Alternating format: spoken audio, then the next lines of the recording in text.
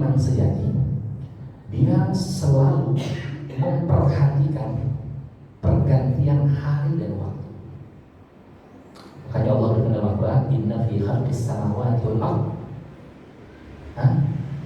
la ayatin lil albab wa ikhtilafil laili wan nahar la ayatin lil albab. Inna fi khalqis samawati wal ardh wa ikhtilafil laili wan nahar la ayatin lil albab.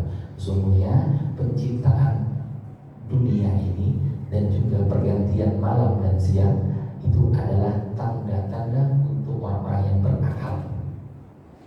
Kenapa? Orang-orang yang beriman kepada Allah Subhanahu wa taala, dia sangat memperhatikan pergantian hari dan waktu. Ini pula yang dicontohkan oleh Rasulullah SAW. Karena apa? Karena Allah sejatinya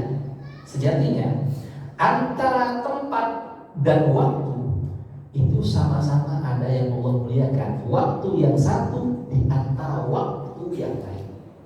Allah memuliakan tempat yang satu dibanding tempat yang lain. Contoh, dalam satu hari dan satu malam, waktu yang paling mustajab dan dekat dengan ijabah doa adalah sepertiga malam. Hal qali bihajatin, kata Allah Subhanahu wa taala dalam diskusinya, siapa orang yang di sepertiga malam, siapa yang punya hajat, siapa yang beristighfar, aku akan ampuni. Menandakan bahwasanya malam, sepertiga malam adalah waktu terbaik kita untuk berdoa. Maka masih ingat gak dulu kita masih zamannya Wantel, ya, ada telepon lokal, ya, interlokal. Kira-kira yang paling murah itu kenapa tengah malam? Karena lalu lintas komunikasi sedikit. Begitu juga peluang untuk doa kita diijabah oleh Allah itu ketika orang-orang lagi tidur nyenyak tengah malam. Pulang dari pengajian ini, mohon antum amalkan minimal 40 malam, minimal 40 malam. Hajatnya antum apa? Bangun tengah malam, habis itu tidur lagi. Kalau meniru Rasulullah, makanya Rasulullah itu gak pernah sakit kecuali di akhir hayat, karena pola hidupnya itu sehat. Rasulullah gak pernah begadang malam, karena waktu malam itu adalah waktu sel-sel kita ini berganti dan tidak akan tergantikan kalau antum gantinya pada siang hari, gak bisa. Makanya Rasulullah itu tidurnya lebih awal. Setelah Isya tidur Rasulullah. Bangunnya kapan? Sepertiga malam, jam 1 malam bangun. Jam 1 malam bangun, ibadah sampai kira-kira 2 jam. Katakanlah jam 3. Habis itu tidur lagi. Tidur lagi. Nah, nanti sebelum subuh bangun. Nah, bagi yang berkeluarga di sini, bagi yang berkeluarga, yang jomblo tutup telinga dulu. Ya. Biasanya Rasulullah menyentuh istrinya sebelum subuh. Ya, sebelum subuh, kemudian beliau mandi, baru sholat. Sehat Pak kayak gitu. Sehat. Yang kita ini yang sulitnya niru Rasulullah. Kenapa? Karena kita ini kalau begadang semalaman bisa. Bablas Ustaz bisa. Tidurnya kapan? Habis subuh. Enteng. Bilang aja dari Liga Champions semalaman. Takut bablas, gak tidur semalaman. Bablas habis subuh, enak. Atau bablas tidur sekalian, mudah. Yang sulit itu adalah tidur di awal, sepertiga malam bangun, tidur lagi, tak subuh lagi. Yang kita kadang-kadang baru pertama dengar tahajud, semangat sekali. Akhirnya bablas malam-malam, jam 3:30 tidur. Subuhnya jadi subha. Subuh dan duha digabung. Ya, mengamalkan yang sunnah, meninggalkan yang wajib, keliru. Diriawahkan, dicoba tidur lebih awal, jangan makan malam lagi. Ya, jangan makan malam lagi. Tengah malam bangun, praktekkan kayak begini, sehat. Antum nggak ketemu dokter, sering makan madu, susu, sama jinten hitam. Jangan ketemu dokter. Ya,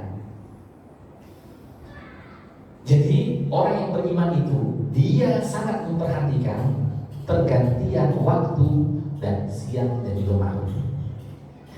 Termasuk kita sekarang berada di hari-hari yang sangat mulia sekali. Sangat mulia sekali. Kita kalau bersumpah,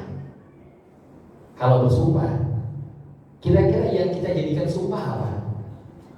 Kamu komitmen nggak dengan deal kita ini? Ada 10M. Komitmen. Jadinya apa? Demi orang tua saya. Kenapa? Karena orang tuanya adalah orang yang paling berharga. Gak mungkin demi sebotol aqua, ini receh. Ya. Maka kalau dalam ilmu tafsir itu, setiap Allah bersumpah dengan sesuatu, maka ketahuilah sesuatu itu adalah hal yang penting banget. Allah yang Maha Agung. Kadang-kala Allah SWT bi'izzati wa jalali, demi kekuasaanku, keperkasaanku. Nah, kali ini Allah Subhanahu wa taala bersumpah atas nama dua hal yang saya bahas malam ini. A'udzubillahi minasyaitonir rajim. Bismillahirrahmanirrahim. Wal fajr wa layalin 'ashr. Demi waktu fajar. Berarti fajar itu berharga bagi Allah Subhanahu wa taala. Sangat berharga bagi Allah, sampai Allah mengambil sumpah dari waktu fajar. Ada apa fajar? Allah tidak pernah itu bersumpah atas nama maghrib, atas nama zuhur, waktu tidak pernah. Tapi fajar ini adalah waktu yang penting. Maka pastikan, biasanya di atas 40 tahun ini gak akan bangun, harus bangun. Jangan pernah kita terlewat sholat fajar. Apa yang kita dapatkan hari tersebut tergantung fajarnya kita. Bahkan kata para ahli, ozon itu terbaiknya kapan? Fajar. Makanya untuk keluar dari subuh, menghirup udara sangat-sangat segar. Kalau orang-orang yang beragam tazkiyah, ulama-ulama terdahulu, ahli hikmah itu mengatakan, kenapa kalau sholat fajar kita selalu menghirup udara yang segar? Karena itu kita terbebas dari nafasnya orang munafik. Orang munafik salah satu cirinya adalah susah bangun sholat fajar dan berat untuk sholat fajar berjamaah. Insya Allah al-falah penuh Pak ya, subuhnya penuh ya. Apalagi habis mendengar kajian ini, jangan sampai kita merelakan subuh kita lewat. Allah bersumpah atas waktu fajar. Yakin saja, waktu bangun fajar, hari itu adalah hari yang terbaik bagi aku. Kalau fajarnya berantakan, itu berantakan semua Pak. Satu hari tubuhnya gak enak. Apa istilah orang sekarang ada bilang morning blues, pagi-pagi ke kantor cemberut, moodnya gak enak. Kenapa? Telat. Tidurnya gak cukup, tidurnya juga berantakan, subuhnya diambil ayam, malu bisa main. Bagi Rasulullah, bangun malam itu wajib, karena ada perintah dari Allah Subhanahu wa taala, qumil laila illa qalila. Bangun malam walaupun sedikit. Itu perintah untuk Nabi, tapi bagi kita umatnya sunnah. Ya. Tapi mendengar fadilahnya malam ini, jangan sampai kita kelewatan. Mudah-mudahan bisa mengamalkan tahajudnya sekalian. Wal fajri wa layalin 'ashr, dan demi 10 malam.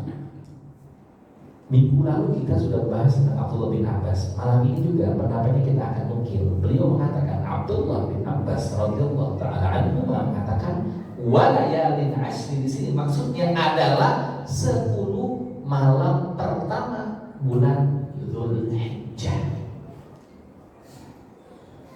Penting sekali, bahkan sebelum datang Islam, orang-orang Arab itu menganggap Dzulhijjah itu adalah bulan yang penting. Ada 4 bulan penting zaman dahulu. 3 itu berderetan. Zulqa'dah, Dzulhijjah, Muharram, kemudian bulan Rajab. Ini minha arba'atul hurum oleh Allah Subhanahu wa taala. Di antara 12 bulan ada 4 bulan yang dihormati oleh Allah Subhanahu wa taala. Dan dari zaman jahiliyah itu enggak boleh perang, Pak. Kalau mau perang enggak boleh di 4 bulan ini. Waktunya break. Kalau dilanggar. Pernah suatu hari dilanggar oleh Yahudi Bani Quraidah. Ini juga saya jelaskan sedikit saja. Waktu itu Rasulullah SAW bersabda, "Wala yusalliyanna ahadukumul asra illa fi Bani Quraidah." Nih lihat, karena saya juga mengaku fikih arba mazhab di sini atau 4 mazhab, lihat pernyataan Rasulullah Bani Quraidah. Mumpung kita menyerempet sedikit ke Bani Quraidah.